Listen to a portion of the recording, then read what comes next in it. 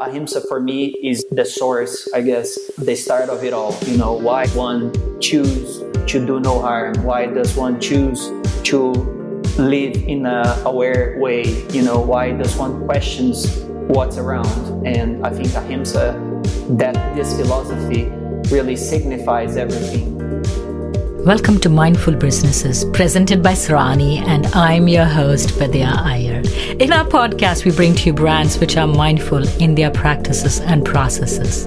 A mindful business adopts and employs sustainable social, economic, and environmental practices.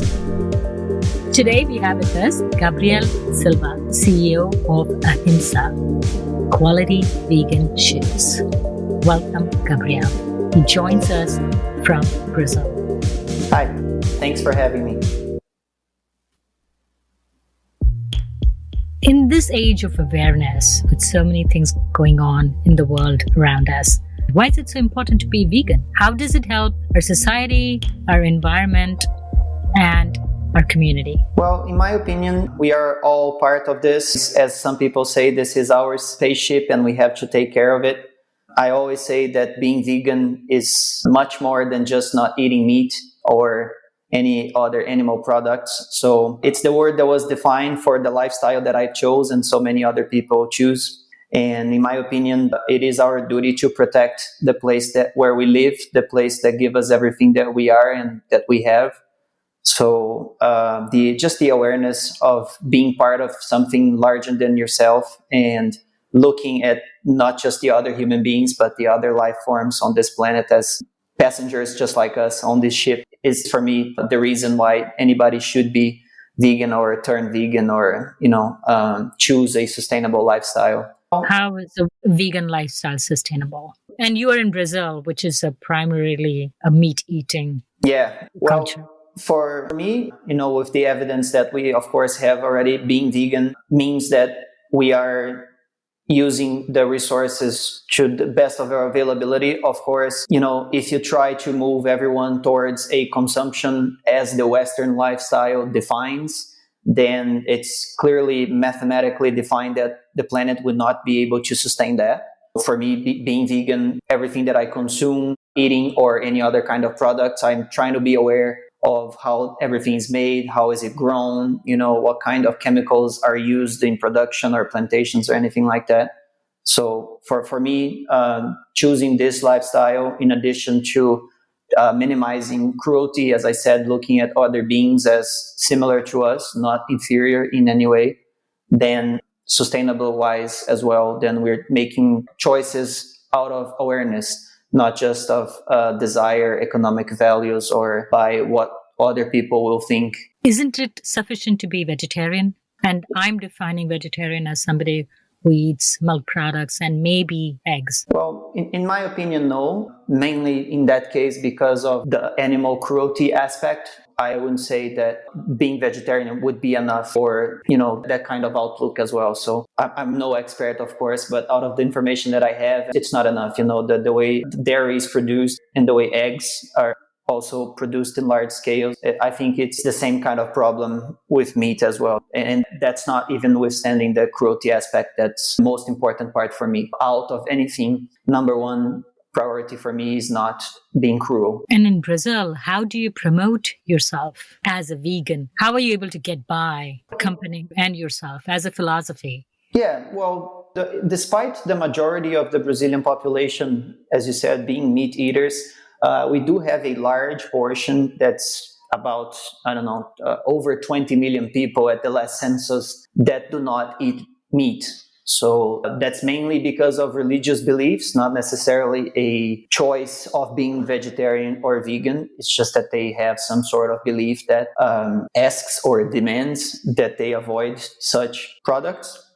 So for us, especially because of everything that's going around all over, in Brazil as well, with taking care of the forests and everything, it's not a hard sell for us to be out there and say that we are a brand that's trying to care a bit more than others for the environment, for the animals and for everything that's around us. So as I said, being vegan for me is an awareness, so it is a way to show that you care and that you make conscious choices So for us, as I said, we present ourselves as a brand that sells products, that's making conscious choices. So regardless if you are directly a consumer of our products for being vegan or being vegetarian, there's also the opportunity for you to buy something that you believe in, that's a little bit more than just a product like any other.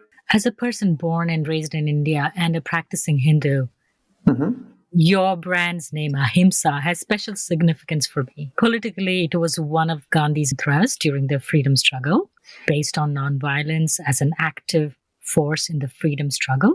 And on a personal level, my family has been vegetarian for about 20 generations. How did you pick the name Ahimsa? First, what is the meaning of Ahimsa?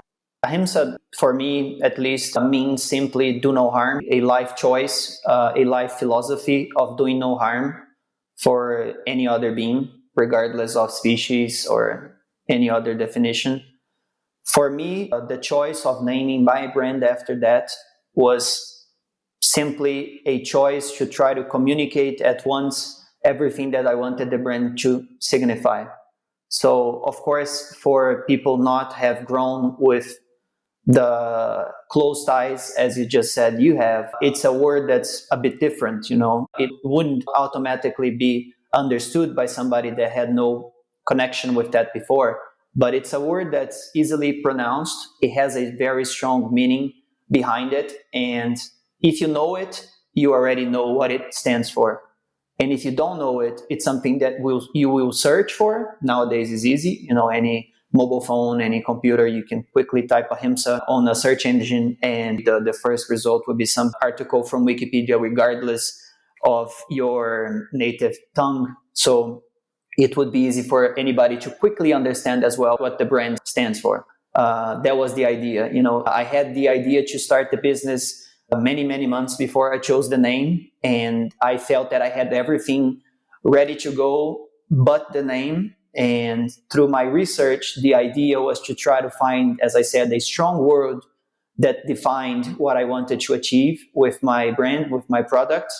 And Ahimsa for me is the source, I guess, the start of it all. Why one choose to do no harm? Why does one choose to live in a aware way? Why does one questions what's around? And I think Ahimsa, that this philosophy really signifies everything right away, that there's no need to go much beyond, no need to explain, no need to tell a story or a name that I came up with, or it's a combination of something and some other thing. It was a name that I felt would inspire us to go in the direction of fulfilling everything that we want to achieve. So how did you come across this name, this word? It was basically searching for what's the origin of this? What's the origin of doing no harm? How far can I go in this search for seeing who first questioned it? Where does it first appear in history, this concept of doing no harm? Why does one choose to do that? The Ahimsa word kept coming up. Your brand and your logo has a lot of Eastern influence.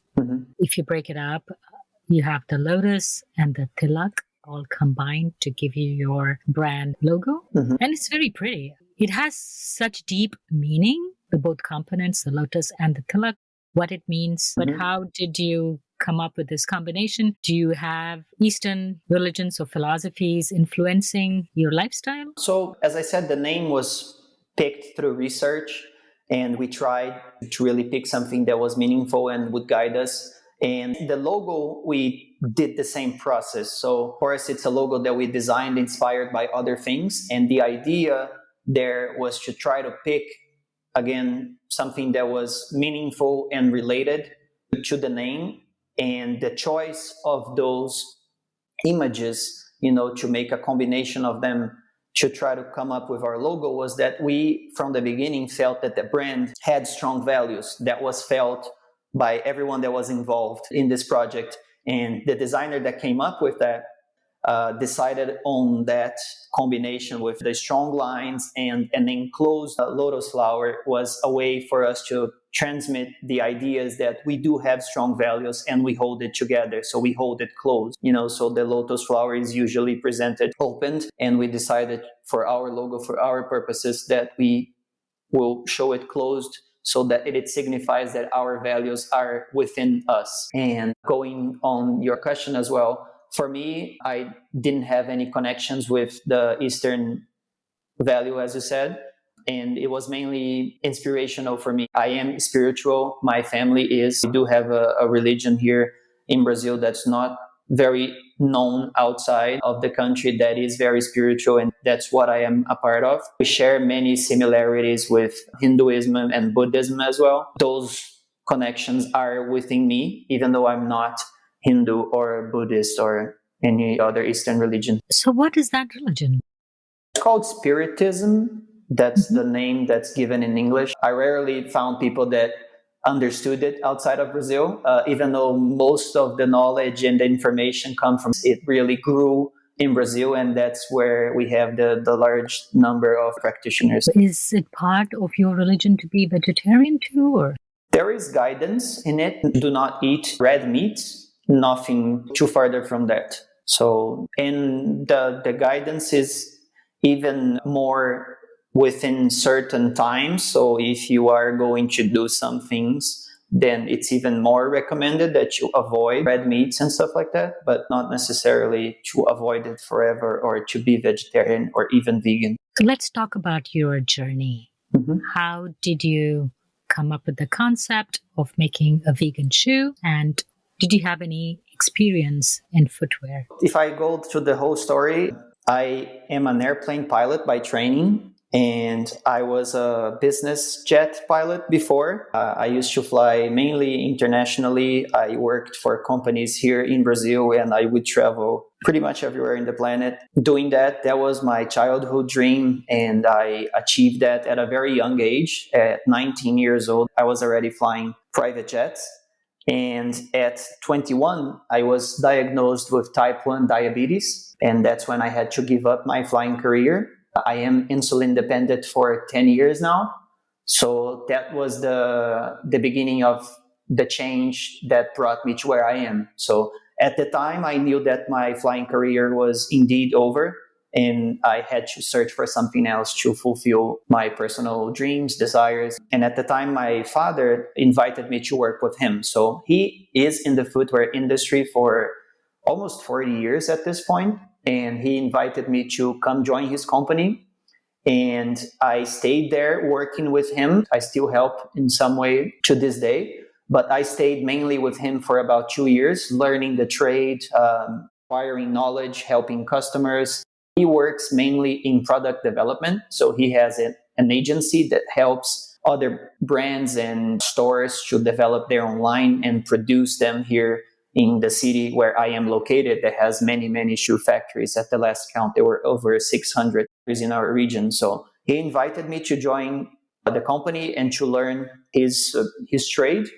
And I did join. And at the same time, I told him that since I had lost my dream, that was to be a pilot and to work in the area for many years to come, that the number one priority in my life from there was my health. The first thing I saw when I became diabetic and I had that diagnosis was that the life expectancy was a bit shorter than everyone else. And I sort of made a goal to try to reduce that as much as possible. So as soon as I started working with him in parallel, I also started researching or reading everything that I could about what's the healthiest lifestyle I could pick for me, and avoiding animal products, especially red meats. A basic vegetarian diet was probably the most common answer to my questioning. And I decided after maybe some months, maybe almost a year of research, that there was no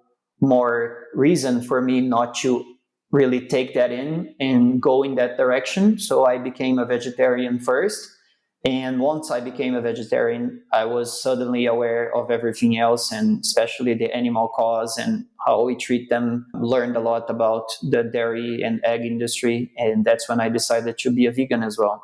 So in that process, I was working with my father in his business, and that was mainly leather shoes. And once again, I was at a crossroads, probably having to make a decision to go in another direction, to start another career again. And that's when I questioned, like, what am I going to wear from now on? I like shoes. I work with shoes for a couple of years. I have aspirations to be wearing something that I like. And I wasn't happy with probably wearing sneakers, just sneakers or flip-flops or anything like that. So, and when searching for vegan brands, I couldn't find anything at the time that was in the direction that I wanted. Nowadays, looking back in hindsight, I know I was probably a bit naive. I didn't look in the right places because I know so many brands nowadays and I'm friends with so many other founders that I probably would have found them. If I had found them at the time, then maybe I wouldn't have found Ahimsa, but lucky enough, I didn't find them, and that pushed me choose in a direction that I saw it was possible for me to start something, with the knowledge that I have, with the network that I had acquired, with the couple of years that I worked in the industry, and also with the experience and also the network of my father.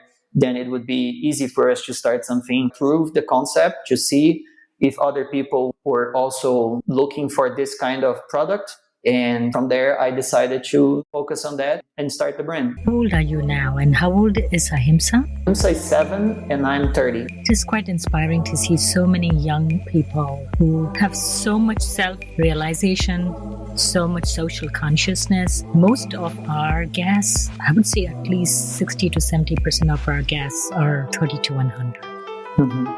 It's quite inspiring. What are the materials that you use which make your shoes vegan? So from the very beginning, we sort of chose the materials we use to try to showcase everything that was possible. So nowadays we use a range of materials, but in the beginning we decided to start with textiles only so that people would see clearly that there was something different. We used at the time mainly recycled cotton canvas, also recycled PET bottles in the canvas that we used. And we have since expanded to use synthetics as well. And mainly the materials that we use now are PU. They make the look of animal leather, and it was an evolution for us to achieve that. As I said, like the idea from the beginning was to clearly showcase that we were something different, that we were trying to make shoes that were not of animal products. And now we have transitioned to a place where we want to be very welcoming to all customers, regardless if they are vegan or not. And we understand that some people maybe not necessarily want to be seen wearing canvas shoes. So especially for formal occasions or, office attire like that. But we do keep a range that's balanced between organic cotton, cotton or recycled cotton. We use textiles that have recycled PET bottles in their process as well. So it's a very extensive selection of materials, and we try to cater to everyone's needs depending on how strict they are with the sustainable aspect, while everything is, of course, vegan. But sometimes vegan materials get a flag by environmentalists because they are petroleum based. Do you use any such material? The polyurethane, the PU, the microfiber that we use, the main component of polyurethane comes from petroleum. So we are aware of that. And we do keep an eye on all the alternatives that are coming up. We have samples of everything here in the factory, in the office, and we try them as best as we can. So far, on trying to balance the sustainable aspect with the quality and durability aspects as well, we have found, and we try, and we see the performance of the material, and that's currently the best that we have. So like I said, the number one goal of the brand and the number one driver of our business is to do vegan products. They are cruelty free, and that's number one on our list. And of course the sustainable aspect and the environmental aspect are right below it, but we have to make some choices. And while we keep an eye on everything that's going on, we haven't found yet a material that is and has the quality and durability aspects that we want for our footwear. There are a lot of debates in the fashion industry of these aspects of how real sustainable something is. It's, of course, very hard to do all the calculations, and especially for a small like ourselves. We are, of course, relying on other people's and data and research. But for me, the fact that even though our material comes from petroleum, but it is cruelty-free, is more than enough for me to choose, as long as it has quality in it. And I don't know, I would be inclined to believe that maybe the material is also maybe a little more sustainable than pastures and feeding cows and the water needed for that and all. Mm-hmm. Yeah, definitely. And you have to sell and you have to make money. You have to sustain as a brand.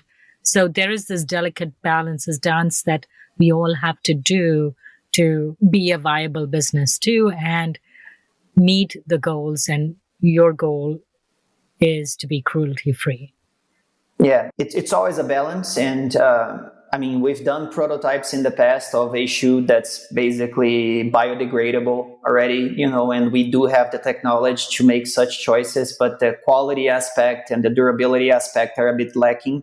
And it's always tough for anybody that's dealing with manufacturing or selling, as you said, to make those choices. It's tough for us to be the ones choosing, but we are doing everything we can to better understand what the market demand is. If you sell a shoe to somebody that's all biodegradable, but it will probably last maybe 2 months, then I know the customer will probably be happy on purchase, but very sad by the time the shoe is no longer usable. So we are the ones on this side of the fence, I guess, making the choice and try to make that as best as we can with what the customers are telling us.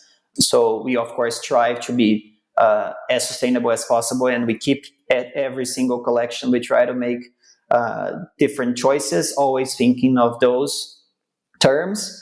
And with the research that I see and the materials that come to us that we touch and we try, we know that within some years we'll be there. As of now, we have to make the hard choices to choose the materials that will give quality and durability that the customers expect. Yeah, and one important metric of sustainability is durability, right? Exactly. So you have to meet that metric, and which brings me to my next question. I saw that your footbed were made of biodegradable materials. I don't know if you had it in all style or it's one particular style that I found.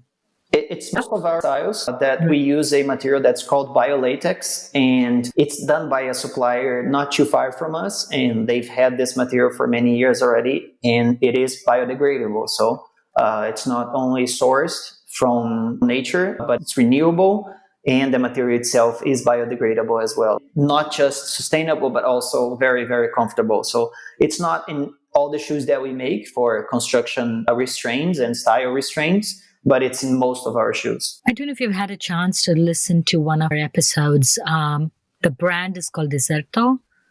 Yeah, and I have their samples in front of me right now. So their material looks really promising. Mm-hmm. I interviewed them. They actually made boxing gloves. Yeah. And, I've seen purses. Another of my guests, she wanted to get connected. She makes vegan handbags. I just a month ago connected them both. Yeah, so there are alternatives coming up slowly because we don't have a choice. We have to be sustainable. We have to be cruelty free. Yeah, so as I said, we do keep an eye on everything that's happening, and we see many alternatives coming up. Deserto from Mexico has the cactus leather. I have samples as well from the grape leather from Italy, the mushroom leather from the Netherlands, and also from Brazil. We've tried latex leather in the past as well. So we are trying everything that we can. It's always a compromise, as we've spoken already, that most of the alternative materials right now, they do rely still on some sort of synthetic component to try to make them either stable or to fix some gap in in their formulas. And I'm always watching the percentage, okay, so it is sustainable, but what's the percentage of this material that comes from this or that, and are there synthetics? And if so, what's the percentage of that? When we see a lot of these alternatives, they are still over 50% made of some sort of synthetic. And we do understand that it is a process that they are also trying to achieve, the more sustainable possible, so they are growing at every iteration of their materials. They get more confident and the quality gets better. The manufacturing procedures get better. All of us that deal with this kind of materials, regardless if it's just the PU, the synthetic, or other alternative, we're all lacking scale. And usually scale will solve most of these problems. So we understand that we are in collaboration. We have to be the ones also pushing them to get better and to drive the percentages to be higher and higher. So that's why we try to keep an eye on everything that's happening, and we try as many materials as we can to give feedback and to also understand how far they've gone, and always making the choice in the end, what we bring to market. I really believe what you said about the most sustainable choice is thinking of quality. So if you're making a shoe that will only last for a couple of months or maybe just a year or so, then wouldn't it be better if the shoe would be usable for 5-10 years? Then that's already the most sustainable choice of all. And it's very nice to be involved in everything in that matter, being able to speak to somebody that's developing a material that's brand new, that they're trying some formula that no one tried before. The fact that we are trying, it amuses me to see that each country is using whatever they have. The fact that Italy, that the guys there are using grapes to make their version of a vegan sustainable leather, and the guys in Mexico are using the cactus, and here in Brazil we have trials with the latex material that we have, in the Netherlands with the mushrooms. It's very funny to me that each country is trying what they know best, what's the better understood, I guess, by the local culture as well. So it's nice to see that happening, and as I said, I really believe that within some years we will have all the alternatives that we need that are sustainably produced, renewable, and also some sort of hopefully biodegrading capability. You apprenticed at your father's factory or workshop. Mm-hmm. Is the process of making a shoe similar for leather and the other materials? Because the way you stretch it on the last, mm-hmm. the way it feels on the foot, how were you able to transfer the knowledge you gained to that? Was it really hard, or was it like, oh, I know how to do it in leather, I know how to do it with vegan materials? So the manufacturing process per se is basically the same. When making a vegan shoe, the awareness that you need is where are the animal products, because they're a bit more than just the leather in the upper or in the lining. So you have to know where to look and how to avoid it. But once you are free from those, the process itself is the same. There are some cavities, here and there that you go learning. A textile is a bit harder to work with, and you need to reinforce it in the right areas so you make it durable but not stiff. And that's in general part of the industry already, because of course canvas sneakers or canvas shoes is nothing new, and it really depends on the factory that is making something to see if their production team already have the knowledge. Otherwise, it's a quick learning process, and of course the knowledge goes from team to team, from factory to factory that we've worked with in the past, and only in our factory since 2014 then we control the process directly, and we employ and train everyone directly, so the knowledge is already within us. So nothing too different. Besides the vegan portion and the cruelty-free portion of your shoes, how else is Ahimsa mindful? Well, for us, really, the next step after starting the brand and making vegan shoes and choosing the materials that we thought were more sustainable and more durable was how to deal with the people that make our shoes. So as I said, we started the brand in 2013, so 7 years ago. And in 2014, about 6 months after the brand had launched, we made a decision to open our own factory. The idea behind that was to make sure we could employ everyone directly, to make sure that we were also ethical in our dealings. Of course, we were already doing some of that even before, where we were outsourcing production. But for us to really close the loop was important to control everything. So to hire everyone directly, to train everyone directly, and to also see how the products were made and to keep a vegan environment throughout production. So when you outsource production, of course, you're not controlling what the factory is doing all the time. So at the same time that my shoes were being made at the factory that outsourced it for us, they were also making leather shoes, and that was something that I wasn't happy with. I wasn't concerned with any kind of, let's say, contamination or anything like that, just because the way shoes are made, that I don't know what my beliefs are and what I believe as a person and what I wanted the brand to also value. just the energy involved, with leather shoes being made by the side of mine, that's not something that I was happy with. So starting our own factory to guarantee that the shoes were made in a vegan environment and that we employed everyone directly and trained everyone directly and were able to care for them as the best as we could. So that was really important for me. Where are your shoes sold? Do you have stores? So we do sell mainly online. We have websites that cater for a couple different markets. So we do have a Brazilian dedicated store, a US centric store, and also another website that deals with sales for everywhere else. And we also have partners distributed across the globe, few retailers in the United States, a bunch of retailers in Europe, and also in Australia. So we have well-distributed sales channels as well. We really rely on our partners. There are vegan-only footwear stores, and we are happy to be working with them so that they provide a great service for the customers in their region. We really believe that our product is something a bit more special than just regular footwear. And we really rely on our partners to be able to tell the story and to let the customers know that by buying something from us, they are helping a small business from Brazil that employs everyone directly. Today is October 8th. Brazil has over 5 million. United States has over 7.5 million. And worldwide, there are 36 million cases of the coronavirus. Brazil closely follows India and United States in the number of cases. These are unprecedented and unusual times. How has this affected your business? And how have you coped? How have you innovated? How do you keep your people employed? Because this is going on for 8 months now. For us, I clearly remember the first meeting we had about this was March 16th, many weeks before it became an issue, let's say, here in Brazil. And on that day, by reading everything that was happening abroad, I told my team that we were going to be doing something about it, that we weren't going to wait for it to come or wait for any governmental guidance.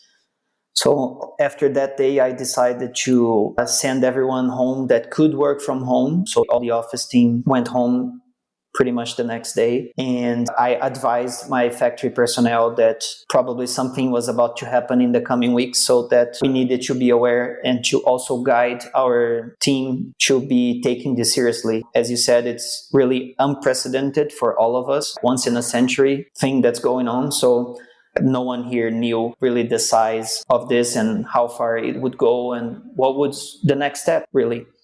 So in a few days after that, our city, the mayor decided to require that all businesses and pretty much all activities cease for at least 2 weeks. And so we had to shut down our factory for those initial 2 weeks. After that, it was allowed to come back, and we promptly came back because we had commitments with our customers and our retailers. And we made all the necessary provisions, everyone wearing masks and the availability of cleaning supplies and extra cleaning face shields and everything, and also social distancing. To this day, the office people are still mainly working from home, but the factory personnel came back mid-April, and we pretty much have been working nonstop since then. And luckily, we were able to rely on our partners to keep everything going. We, of course, suffered major reductions in our sales, especially in the months of April and May. And my number one goal throughout this time was to keep everyone employed. And that's a commitment I made with them that I was going to hold for as long as possible. And we were able to keep that for about 8 months. And just a couple weeks ago, we had to let some people go, mainly to make sure that we are restructuring for the months to come. Here in Brazil, we have some protection for the unemployed. And for shoe factories, the busy season really starts in January, February. So the unemployed will get about 4 months of governmental help. And now was the time that I could, make some reductions in the number of employees that we had to make sure that they were able to take advantage of the governmental support until the other factories, even ourselves, hopefully, will be able to start increasing the headcount again. We also we try to help as best as we could in our region. So we helped the local hospitals to make masks and face shields. I mean, I think we made over 50,000 masks and over 1,000 face shields for the hospitals, the nurses, the doctors to use and wear and protect themselves. So we did, like, within those 2 weeks that we had to stop, and then coming back, the production was a little lower than we were able to do. So we had some space and we could fit that in as a way to help. It was nice for us to make sure that we were also helping in any way that we could. It is to this day unprecedented. So we rarely know what we're dealing with and how far this will go. So I believe that it's important for us as a brand, as a factory, as a member of our community to be helping as best as we can. So I tried to do everything that was within my grasp. First of all, was to try to keep everyone I could employed for as long as possible. As I said, just recently we had to let some people go, and also to help in any other way that I could. So we do have machinery to, be stitching and cutting and stuff like that. That was really in demand, as always in a capitalist economy. That the day that was said that masks would be needed, the prices skyrocketed. So all the health organizations around us started looking for alternatives that they could fit within their budget, but also be, within the guidelines that they needed to protect everyone that was working in the front lines. It was something that kept us motivated throughout the darkest days. It gave you something to look forward to when you give back to the community. Yeah, pretty much. We decided that we had to contribute in any way we could because of the expertise that we have and the capabilities, machinery-wise and knowledge-wise, that we have. We saw that there was the potential for us, and we tried to answer the calls that came asking for, from the health organizations and the local politicians as well, to try to help as best as we could. Like you mentioned, the fallout of this is worldwide economic downturn. How do you think it'll impact sustainability, the whole philosophy? So many companies were on the path of creating a sustainable brand. Even big boxes like H&M was talking about sustainability. Levi's, the jeans companies. How do you think this will impact the company's journey? In my opinion, I think, of course, it drives a lot of concerns in the beginning, because such a change in direction, in philosophy, requires investment. So I'm sure some companies questioned if they should remain within what they had planned before. But I see from the customer side, in my opinion, it will drive the adoption of sustainable values, and sustainable consumption even faster.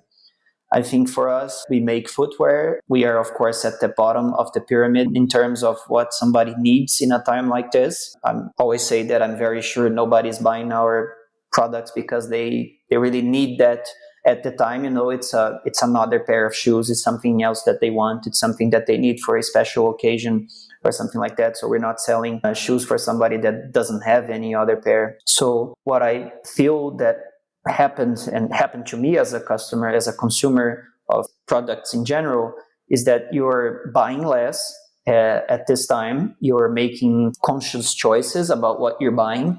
And I believe that this will change how we consume, because instead of just buying for buying's sake, you're now thinking a bit more, maybe because you're budget constrained because of the downturn in the economy. Maybe you lost your job, but also, just questioning, do I really need this? I'm probably not going to be leaving home. I'm not going to be going anywhere.